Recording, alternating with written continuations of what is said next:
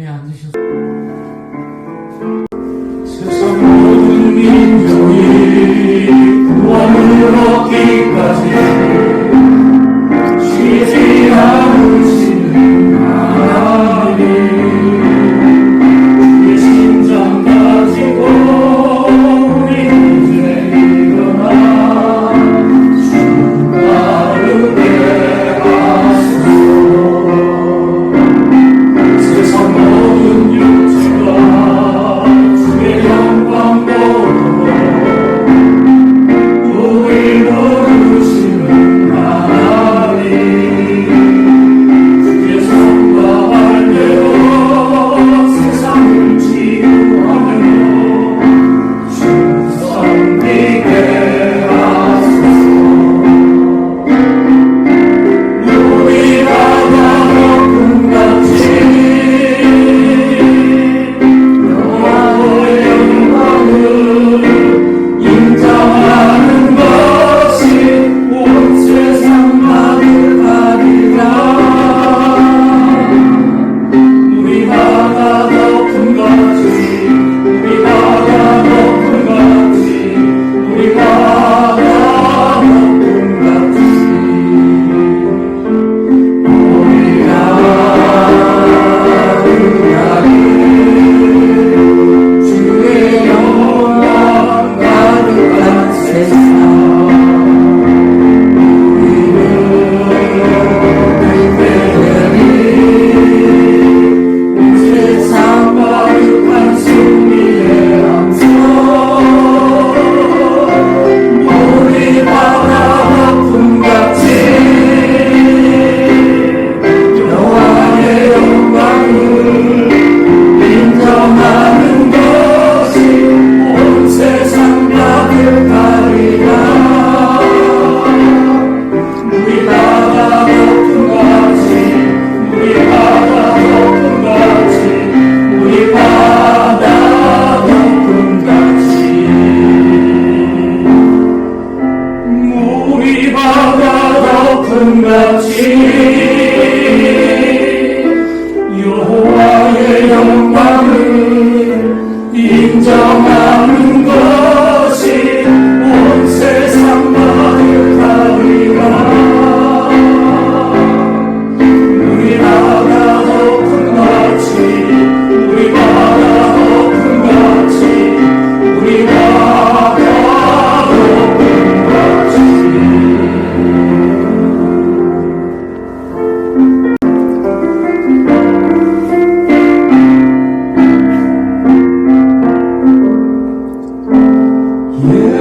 예배합니다.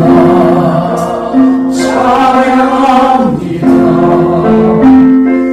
주님만 날 다스리소서. 예배합니다. 찬양합니다. 주님 홀로 높임 받으소서.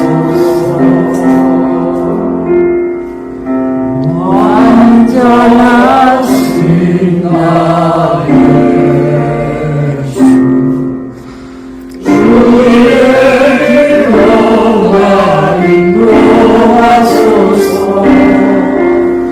내 안식오늘이 주의 영광 다 경배합니다.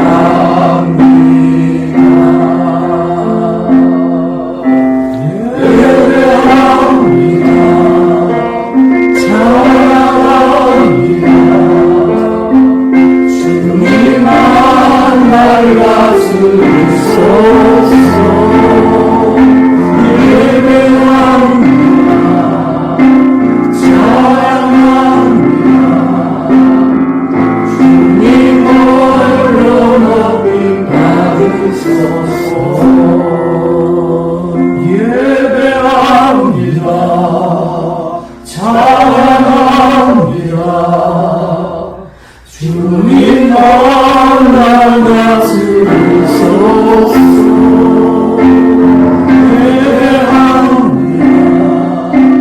찬양합니다. 주님 홀로 높이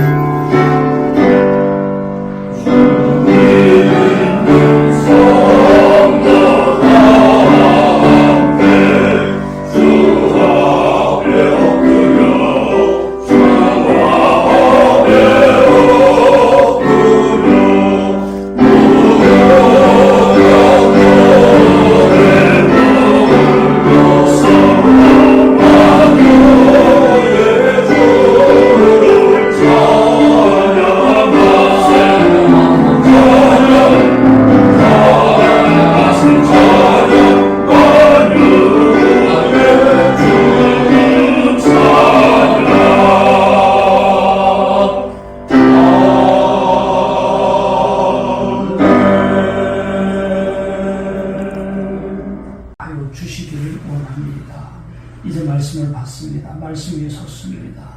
하나님, 태어나는 말씀이 주의 성령께서 그 입술을 주장하여 주시사 하나님께서 우리에게 꼭 주시고자 하는 복된 말씀이 우리 마음밭에 심어지게 하옵소서. 아멘. 예수 그리스도의 이름으로 기도합니다. 아멘. 예배가 좀 달라졌죠. 담임 목사님이 나와서 뭐 하자 이렇게 다 했는데 저희들이 알아서 다 하니까 좀 이상하시죠. 저희가 좀 바꿔봤습니다. 왜냐하면 담임 목사님이 좀 쉬셔야 되니까 했는데 제가 오늘 본문의 말씀의 제목을 주님이 원하시는 예배라고 정했습니다.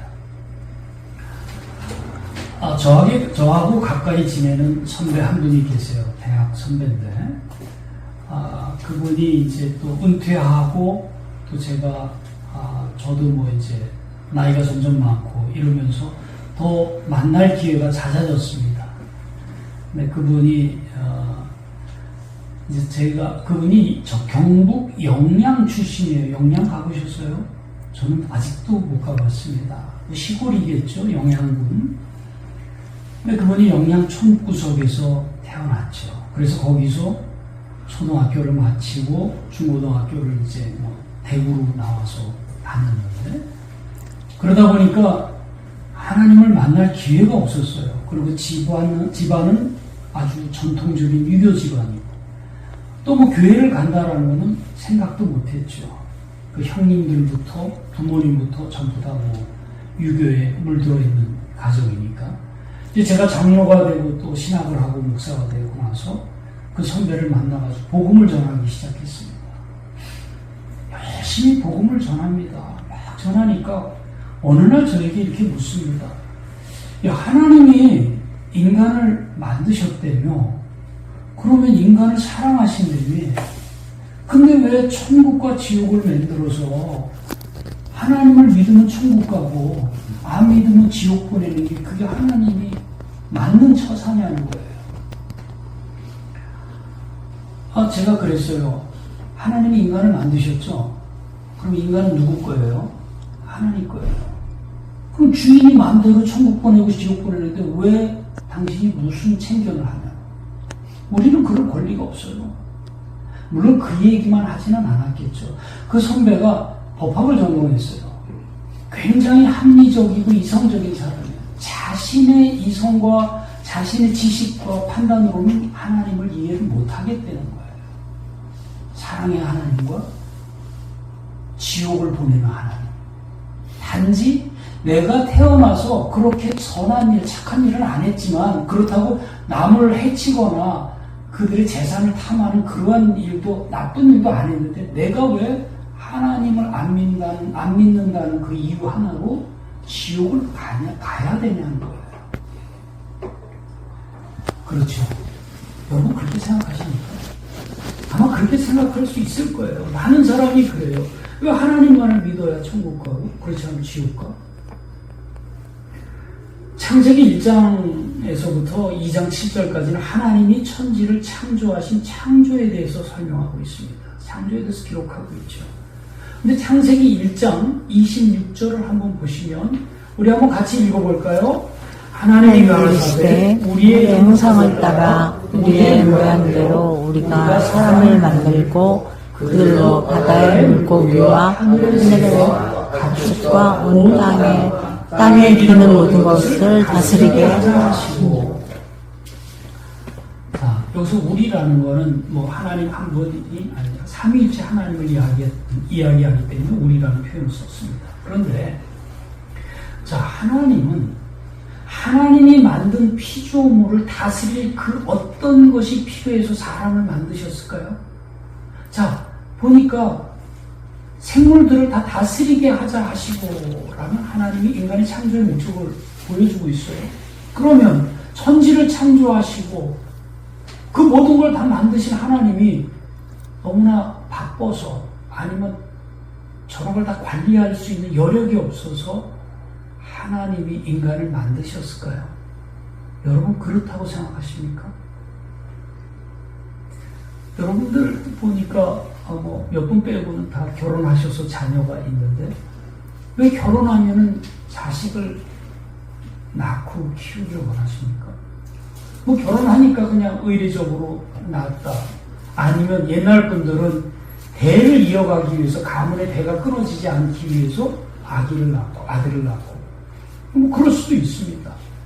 그런데 저의 경우는 제가 자식을 낳은 거는 자식을 낳아서 물론 내 DNA와 내 모습을 닮은 그런 자식을 원하는 것도 있지만 자식과 더불어 즐겁고 그 아이가 자라면서 많은 기쁨을 주고 또 자식 때문에 막 웃고 울고 행복하고 즐겁고 같이 이렇게 생활하고 그러려고 자식 낳지 않습니까?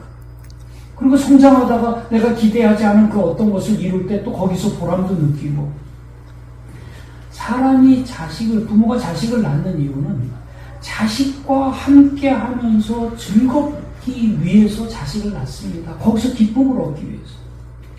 하나님이 인간을 창조하신 이유도 마찬가지입니다. 하나님이 만물을 다 창조하시고 왜 인간을 만드셨을까요? 거기다가 인간을 어떻게 만드셨을까요? 하나님의 형상을 따라서 하나님의 모양과 닮은 그런 사람을 만드셨어요. 왜 만드셨을까요? 왜냐하면 하나님은 인간과 더불어 살기를 원하셨어요. 인간을 만드시고 인간과 더불어 행복하기를 원하셨어요. 그래서 만드신 거예요. 그런데 그 사이에 누가 들어왔습니까? 사탄이 들어왔죠. 하나님과 인간과의 관계를 갈라버렸습니다. 그래서 분리가 됐어요. 그런데 그 분리된 관계를 다시 회복시키기 위해서 누가 오셨습니까? 예수 그리스도. 창조주 하나님이 인간의 형상으로 예수 그리스도로 오셨습니다. 놀라운 일 아닙니까? 기적 아닙니까? 예수님이 이 땅에 오신 것은 여러분들이 정말 집에 잘은 모르겠어요. 저는 그전에는 있었지만 개를 키워요. 강아지 애완견을 키웁니다. 그런데 내가 너무 애완견이 사랑스러워서 그 개를 이해하고 싶어서 개가 돼버리는 거예요. 그것보다 더 심한 일이 예수님이 창조주가 사람의 모습으로 피조물의 모습으로 이 땅에 오시는 겁니다. 말할 수 없는 일이에요. 놀라운 일입니다. 그런데 예수님이 오셨어요. 그렇다고 해서 하나님과 우리와의 분리된 관계가 다시 회복될까요? 회복시키러 오셨는데 아닙니다. 그래서 예수님이 오시면서 우리에게 계명을 주셨어요. 많은 계명을 주셨어요. 그 중에 하나가 뭐냐면 오늘 우리가 본문에서 읽은 15장 4절에서 7절까지 나는 포도나무고 너니 가지니까 너 내 안에 붙어 있어. 내 안에 있어. 내 안에 거해. 그러면 너희가 저절로 열매를 맺게 돼. 너 나하고 같이 가자. 나하고 동행하자. 주님은 그걸 원하시는 거예요. 우리에게. 그런데 가지가 나무에서 떨어지면 열매를 맺습니까? 그럼 붙어있을 때 가지가 무슨 노력합니까? 그냥 붙어있기만 하잖아요. 근데 열매가 맺어져요. 그런데 우리는 어떻습니까? 대단한 열매를 맺으려고 노력하는 그런 모습 아닙니까? 잘못됐다는 건 아닙니다. 우리 교회를 개척했습니다. 물론 우리 조현별 목사님, 다른 목사님 다 교회 개척하시고 또 사역하시고. 그런데 교회 개척하면 어떤 생각이 듭니까?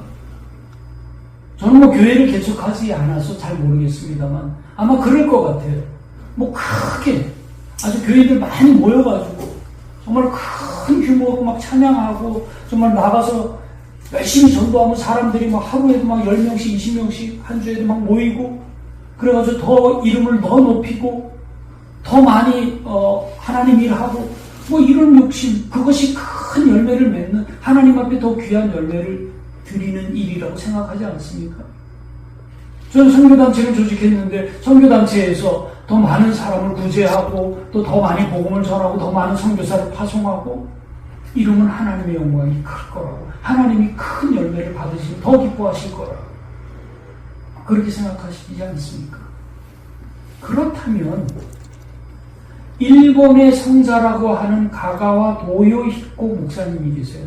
가가와 도요히코 목사님이 그 목사님 한 분을 만들어낸 나가노 목사님. 나가노 목사님은 평생에 목회하면서 그 목사님 한 분을 양육했다고 합니다.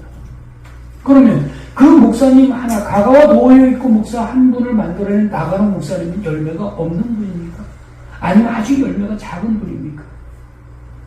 여러분들 나가노 목사와 가가와 도요히코, 가가와 목사님이라고 그래요. 가가와 목사님과의 관계 잘 아시죠? 혹시 못 들어보셨나요? 예, 제가 한번 여러분들 다시 기억나기 위해서 한번 제가 말씀드릴게요. 나가노 목사님이 신학을 졸업하고 교회를 개척하는데 교회가 없는 곳에 사방 교회에 한 100km 정도 떨어진 교회가 없는 곳을 한번 찾아서 해보겠다. 그래가지고 어느 교회를 개척을 했어요. 그래서 6개월이 지나 1년이 지나도 교인이 한 명도 안 오는 거예요. 그러다가 5년이 지나니까 교인이 한 사람이 청년이 들어왔어요. 그 청년이 들어와서 너무나 반갑잖아요. 그렇게 기다렸는데 5년 만에 교인이 한 명이 들어왔습니다. 너무 반가워서 그 청년을 안으로 들여서 식탁에서 같이 저녁을 먹습니다. 근데 갑자기 식탁에서 그 청년이 피를 쏟습니다. 폐결 환자예요. 폐병 환자예요. 그 청년은 신학을 하던 청년이었어요. 근데 폐병 때문에 학교에서 쫓겨났어요. 그리고 누구에게 물어보니까 나가노 목사를 찾아가라고 그랬대요. 그래서 왔어요. 나가노 목사는 순간 화가 났습니다. 5년 동안 기다렸는데 한 명의 사람이 왔는데 그 사람이 폐병 환자예요. 하나님 어떻게 이럴 수 있습니까? 그렇게 얘기하니까 하나님, 네가 교인이 와달라고 원하지 않았냐? 내가 보냈다. 그래서 그때부터 나가노 목사님은 가가와 목사님을 잘 섬겼답니다. 잘 돌보고 이랬더니 가가와 목사님이 결국은 신학을 다 마치고 어디로 들어갔냐면 빈민굴로 들어갔어요. 빈민굴로 들어가서 그 빈민들을 돌보기 시작했습니다. 여러분들 빈민들이 우리가 생각하는 빈민들 저희도 잘 경험을 못했잖아요. 아니 제가 아프리카를 가보니까 못 사는 사람들 정말 많더라고요. 근데 그 빈민들이라는 게 우리가 상상하는 그 이상입니다. 그러다 보니까 이 사람들이 밥을 잘 못 먹으니까 변을 잘 못 봐요. 심지어는 그 변이 딱딱해집니다. 그러니까 변이 안 나오잖아요. 그러니까 가가와 목사님이 변을 손가락으로 긁어대요. 게다가도 안 나오니까 입에다가 침을 고여서 항문에 집어넣습니다. 변을 묽게 해줘요. 그래가지고 변을 뽑아내는 그 목사님이었어요. 근데 그 목사님이 나중에 기자가 왔어요. 당신은 어떻게 그럴 수 있느냐. 그 목사님 하는 얘기가 나는 내가 배운 대로 한다. 나가노 목사님한테 그렇게 배웠기 때문에 나는 그래요. 2차 대전이 끝났습니다. 사할린에 200만의 일본 동포가 있었어요. 200만의 일본 동포가 있는데 중국 사람들이 얼마나 일본 사람을 미워합니까? 그들에게 테러를 가하려고 했어요. 그랬을 때 장개석 총통이 칙령을 내립니다. 일본인들이 본국으로 돌아갈 때까지 한 사람이라도 건드리면 그 사람은 처형당할 것이다. 200만 명의 일본인이 무사히 다 본국으로 귀환을 했어요. 200만 명을 살린 겁니다. 가가와 목사님의 장개석 총통이 가가와 목사님의 그 스토리를 알고서 감동이 됐어요. 그 부인이 감동되고 총통이 감동되고 그래서 200만 명의 일본인이 무사히 본국으로 돌아올 수 있었습니다.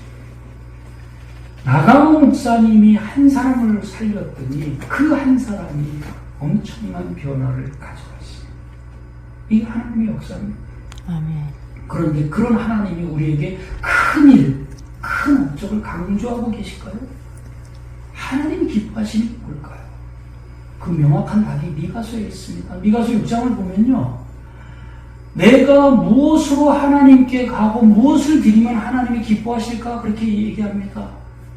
천천의 숫 양이나 만만의 강수 같은 기름을 드리면 기뻐하실까?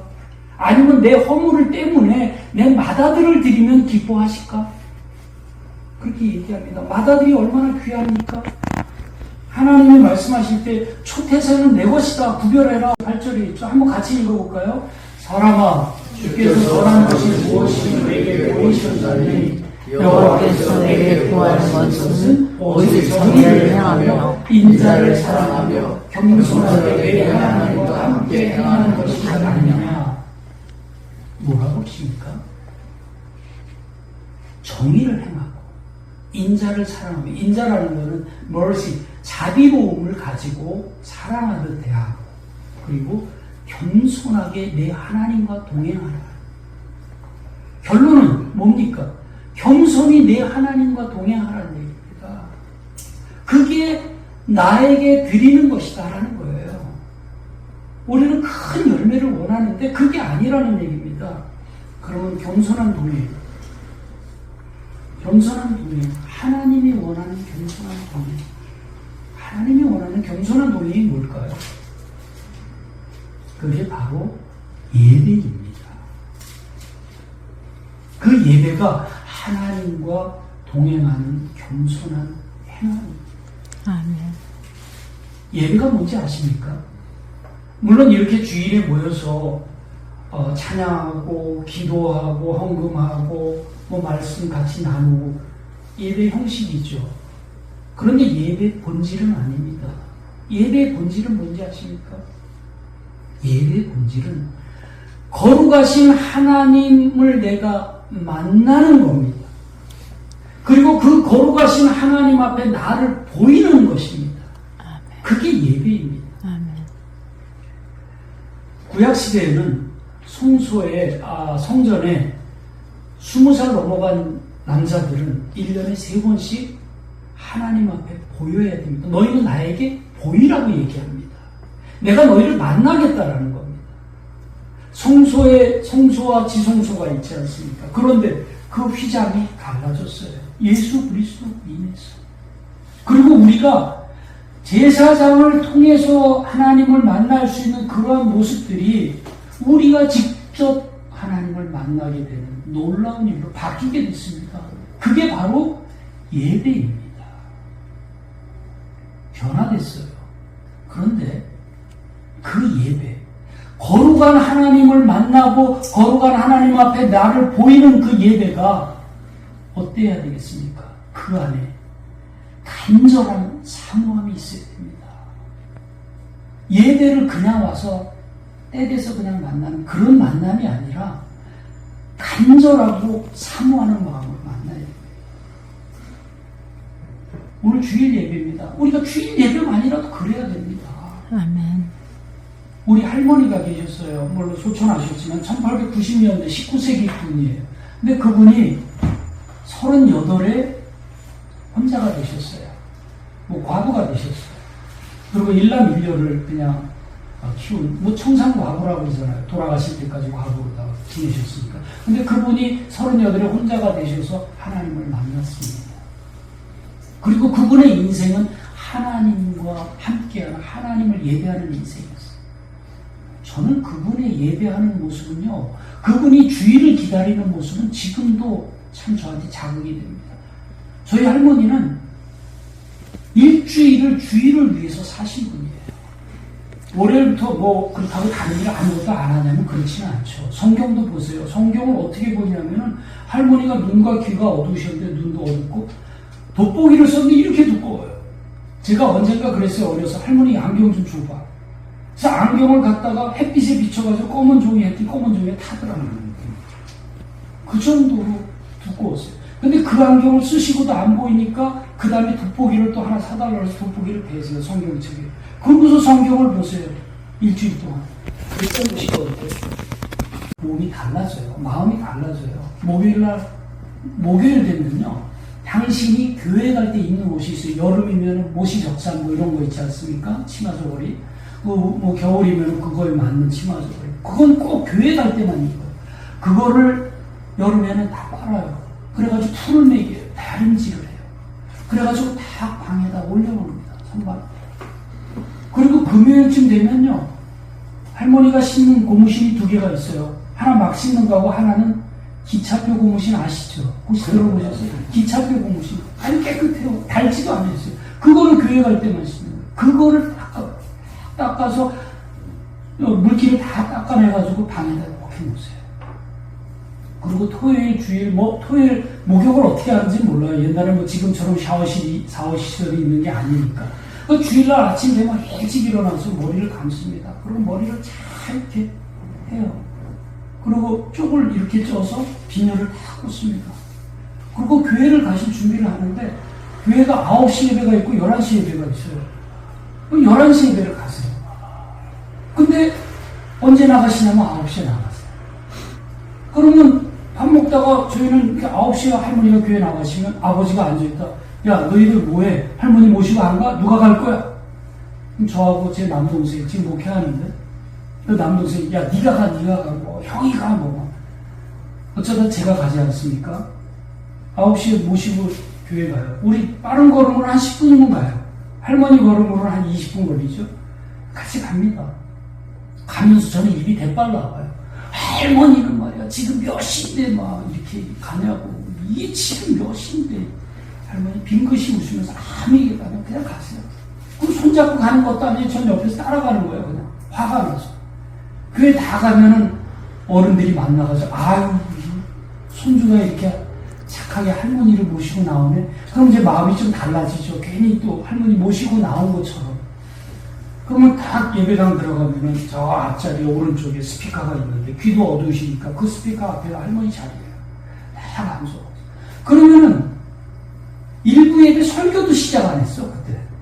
대부분 그래요. 그러면 일부 예배 설교부터 해서 11시 예배 12시 반쯤에 끝나서 오시는 거예요. 할머니는 온전히 한 주간의 삶을 주일 예배를 위해서 사셨어요.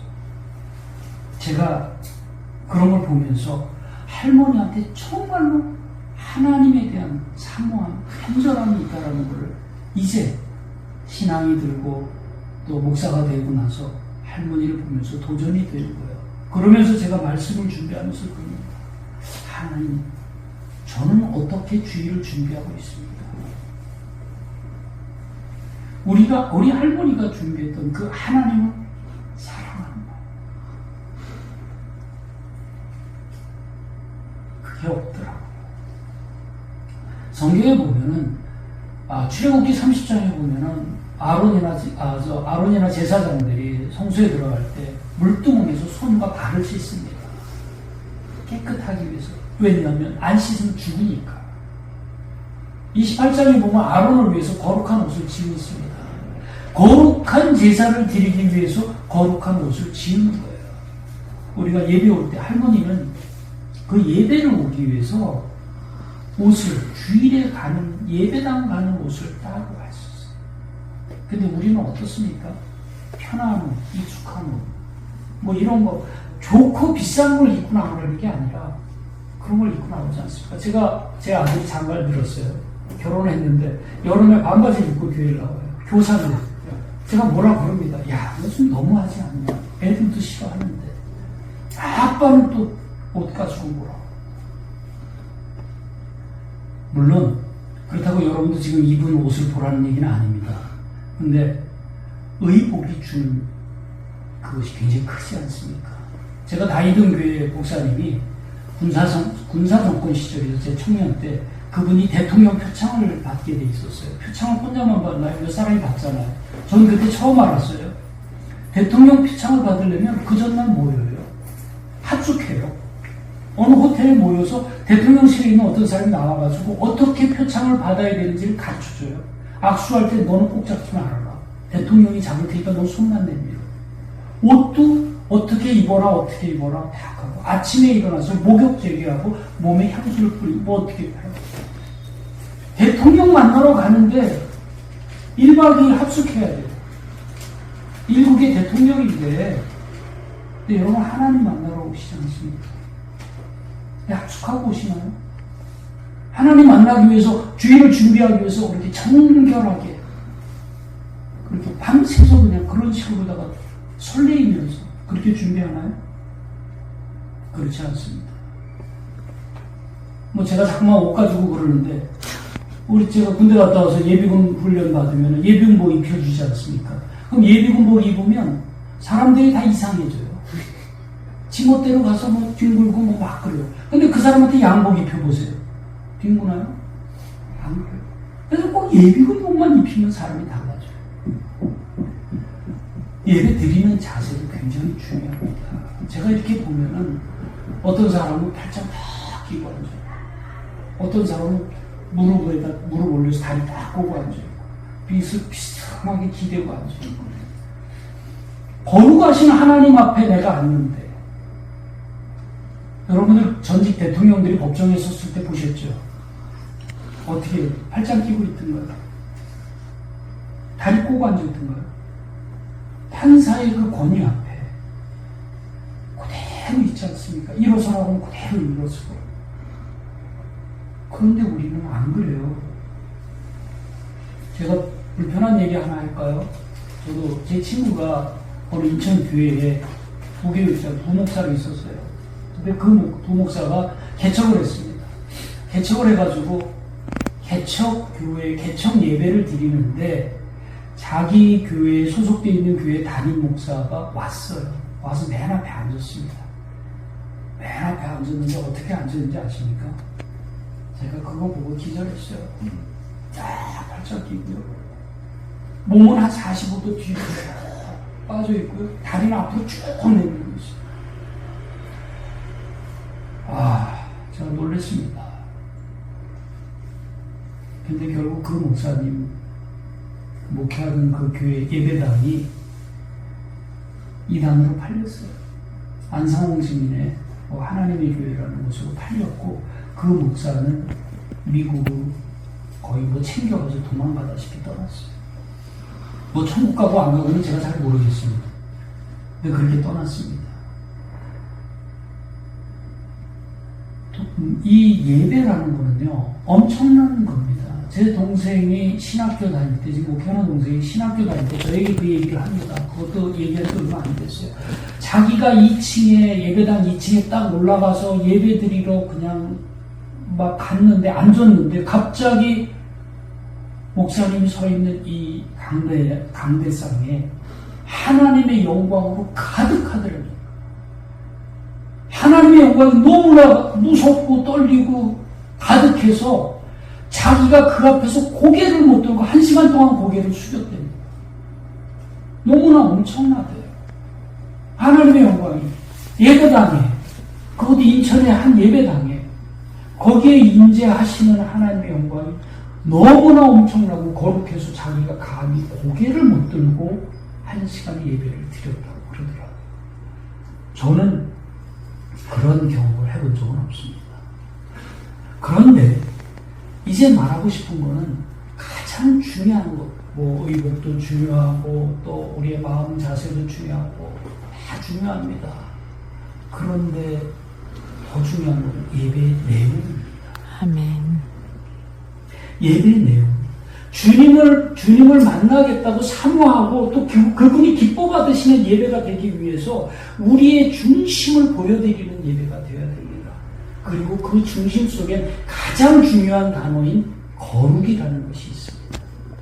우리의 중심이 거룩이라는 단어로 우리가 채워져야 합니다. 성경에 66권이 있죠. 다 중요한 책이죠. 그렇지만 그 중에 가장 중요한 책을 꼽으라고 한다면 무엇을 꼽겠습니까, 여러분? 계시록이요, 창세기요. 일반적으로 신학자들이 말하는 것은 가장 중요한 책은 레위기라고 합니다. 레위기는 하나님이 거룩하시고 그 거룩한 하나님을 드러내며 하나님의 거룩에 들어가는 나의 거룩함을 보여주고 말씀해주는 책입니다. 그래서 우리가 거룩이라는 단어 너무너무 중요합니다. 그런데 어떻습니까? 지금 예배들.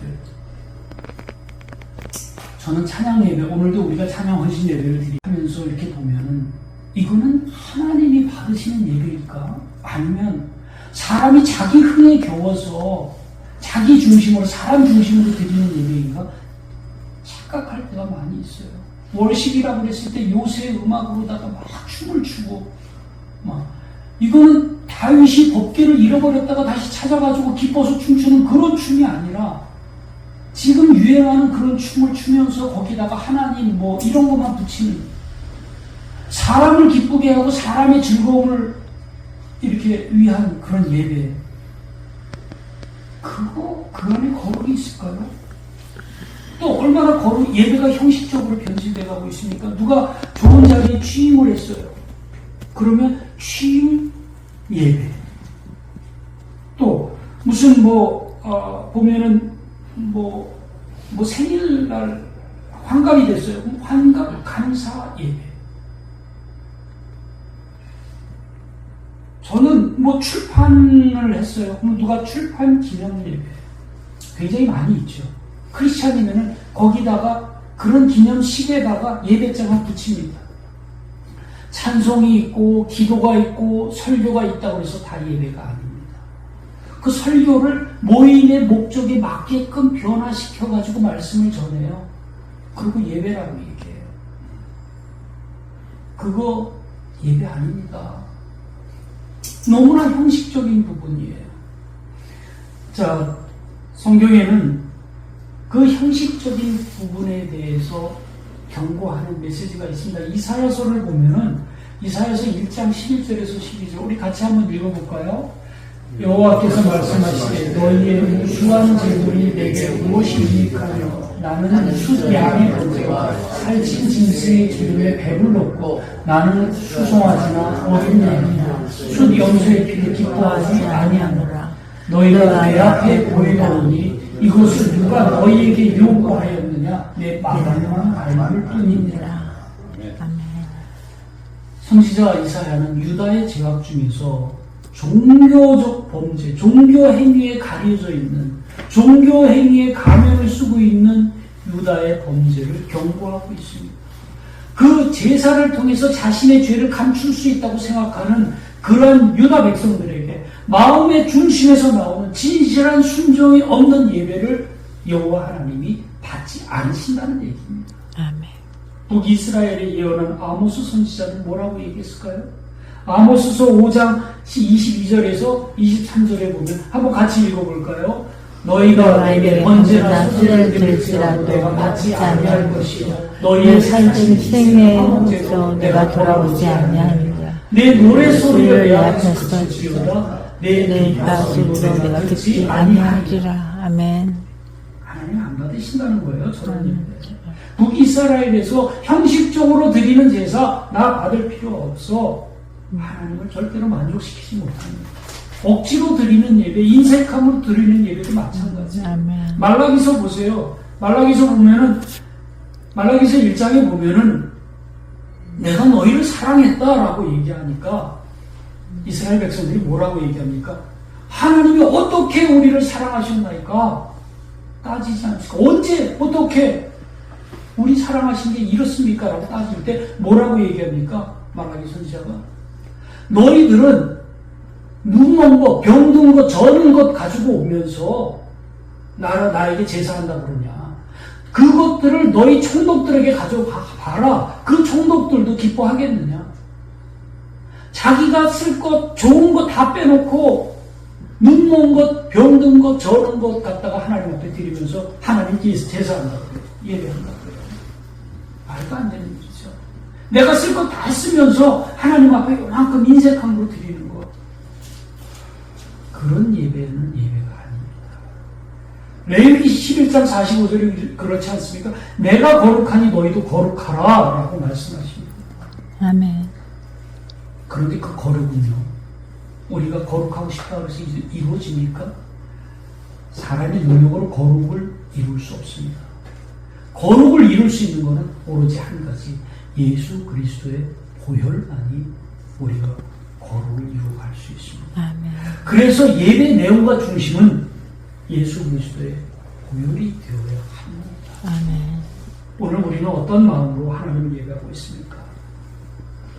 어떤 마음으로 이 자리에 앉아 있습니까? 한 주간에 지은 도덕적으로 조금 부도덕한 행위, 그런 행위를 덮어주고, 아니면 애분이나 떼어주는 그런 수단으로 예배에 참석한 건 아닙니까? 이렇게 주일에 예배라도 나와야지 지옥은 안 가거나, 내지는 예배 안 가면 뭔가 허전해서 그렇게 예배에 나오신 겁니다. 이제 우리의 예배가 변해야 됩니다. 예수 그리스도의 보혈을 통해서 자기 마음을 찢고 속죄함을 입는 예배가 되어야 합니다. 내 필요를 채우기 위함이 아니라 거룩하신 하나님만을 높이는 그런 예배가 되어야 됩니다. 그런 보혈만을 의지하는 예배, 그런 예배를 통해서 하나님과의 교통함을 경험할 수 있는 겁니다. 아멘. 이제 말씀을 정리하겠습니다. 하나님은 나는 포도나무니까 너는 가지니까 내 안에 붙어 있으라고 얘기합니다. 그리고 그것이 함께 동행하자는 얘기입니다. 그렇게 말씀하고 계십니다. 그 동행이, 그 겸손한 동행이 뭡니까? 예배입니다. 근데 그 예배에는 거룩이 있어야 합니다. 그리고 그 거룩은 예수 그리스도의 보혈에 의해서만 이루어질 수 있습니다.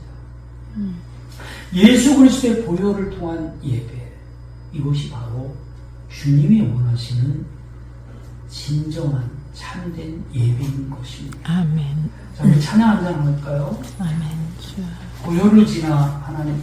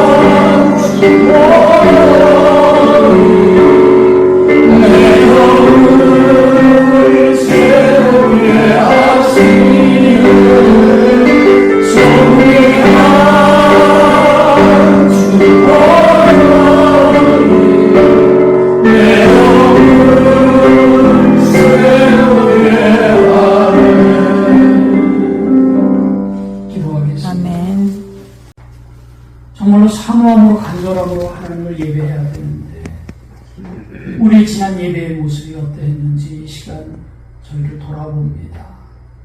이제 하나님 우리의 예배가 변화되기를 원합니다.